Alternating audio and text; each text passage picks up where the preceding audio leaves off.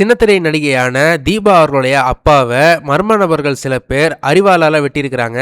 இந்த ஒரு சம்பவம் மக்கள் மத்தியில மிகப்பெரிய ஒரு பரபரப்பை ஏற்படுத்தி இருக்கு.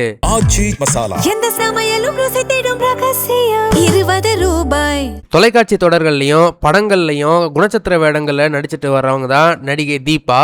இவங்களுடைய அப்பா தான் புலவர் கணேசன். இவருடைய சொந்த ஊர் தூத்துக்குடி மாவட்டத்தை சேர்ந்த முத்தையாபுரம் அப்படின்ற ஒரு ஊர் தான். முந்தா நேத்து முத்தையாபுரம் பஜார்ல ஒரு டீ கடையில இவர் நின்றுட்டு இருக்கும் போது மர்ம நபர்கள் சில பேர் இவரை அறிவாளால வெட்டிட்டு ஓடி இருக்கிறாங்க.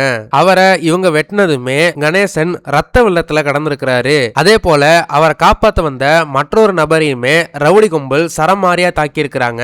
ரெண்டு பேருக்குமே ரொம்பவே பலமா அடிபட்டு இருக்கு. அந்த ரவுடி கும்பல் இவங்க ரெண்டு பேரையும் வெட்டின பிறகு அங்கிருந்து தலைதெறிச்சு ஓடிட்டாங்க.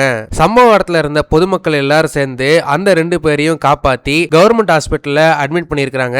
இப்போ இரண்டு பேருமே தீவிர சிகிச்சையில இருந்துட்டு வராங்க. குறிப்பா தீபாவோட அப்பாவான புலவர் கணேசன் அவருக்கு பலத்த காயங்கள் இருக்கிறதுனால மருத்துவர்கள் தொடர் கண்காணிப்புல பார்த்துட்டு வரதா செய்திகள் வருது. ஆனா விசாரிச்சு பார்த்ததில்ல புலவர் கணேசனுக்கு வெளியாட்கள் யார் கூடயுமே எந்த பிரச்சனையும் இல்ல அப்படின்ற மாதிரி தெரிய வருது. இந்த சம்பவம் தொடர்பா முத்தையாபுரம் காவல் நிலையத்தை சேர்ந்த போலீஸ்காரங்க விசாரணையை தொடங்கி இருக்கிறாங்க.